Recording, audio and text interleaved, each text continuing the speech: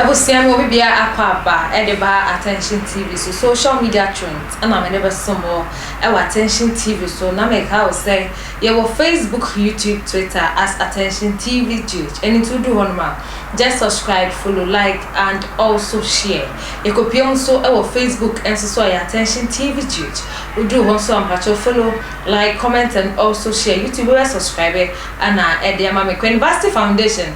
And I foundation now was some did me day ever so more Attention TV. So imagine me radio.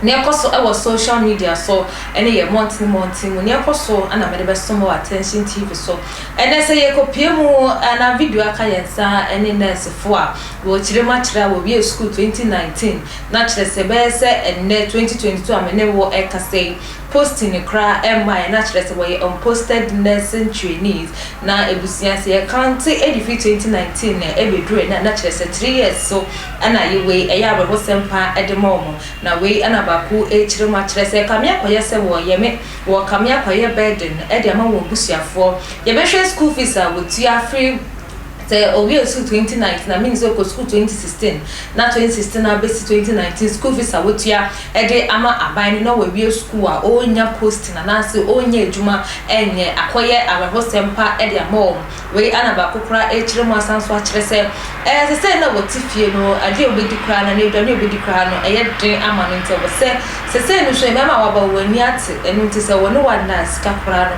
one city po enya ade a wo benya bi kra de atubuto enu nte o kire ma e kamia kwa ise se diabamboa ana wo bo osra ban ni se wonda ni wonwani emfa mbe kire wo na o so posting o so e posting wo bi enko de yenkoti abaye bra na o kasa me fin hono me dua fi wudin no say Lydia but what's it Lydia okay mo ye na mo survive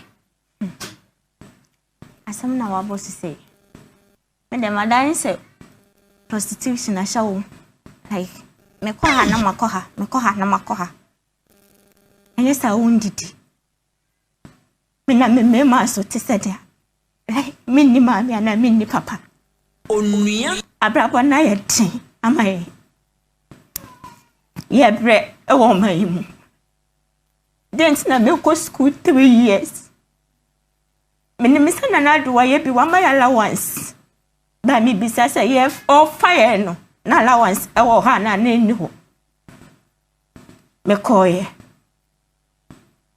currency time a year 800 Ghana cedis me ana me feed me ho ana me di wie school manya receipt ma show ma pass results about my starting service ma ye ni nyina wie na ma wie nso na nka ma majuma eno nso nka me twin enkran kwan da bia da di me pese obi sa me se me bakra me nya refe wo yefa na de bae onua enansa be ma be maska no I just say bro no what dance wa maska ye bre wo fie ya bank cry several times na aya de ya me ya ne say Solomon say ye bedru na papa ne to office na o sere onua papa ne suma ne driver so o meje letter no na on pesa mfa to dustbin papa ne buy obeje ye nso de koy na no aye koy ye ko na ye hye uniform mi ameka ho bi ene man ba kukodi nkomo se ye uram agise one secretary adi nkomo ansa wati mawura HR office me ne man ne kodi nkomo die mu no na like person try so convince ye am say no ya but has several times Thursday require ba ha na o ka say bibi say e koso no meeting na se na o hobby unni hobby ye no ne ye kasa ye ntima ye nya dan ye nkasa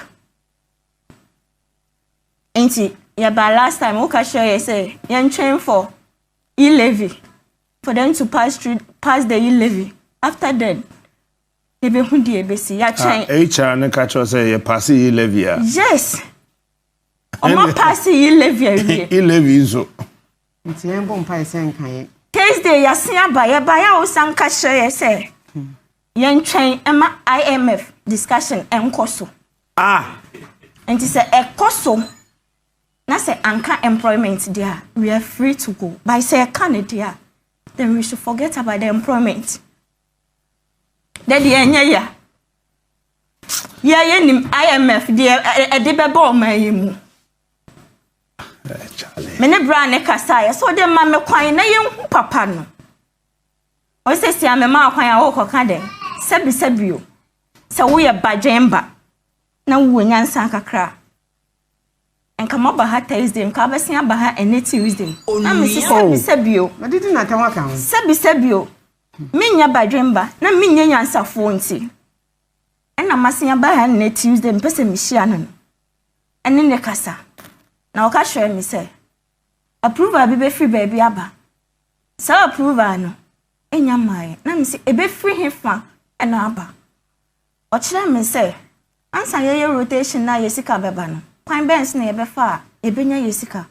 E ma me ka hwe mi say e benya financial clearance ansa yesika na ye den aba.